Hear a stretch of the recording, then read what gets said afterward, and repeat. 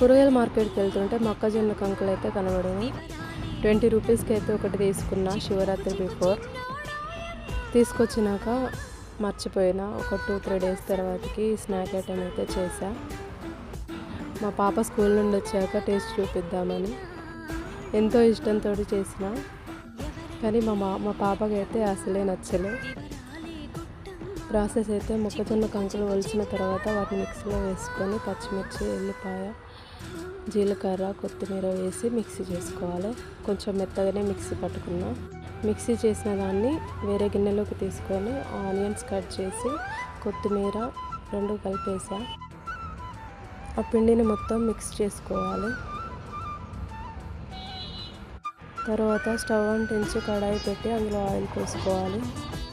Oil వేడయ్యాక గారెల్లాగా వేసుకోవాలి. అంతే, ఎంతో టేస్టీగా ఉండే మొక్కజొన్న గారెలు అయితే రెడీ.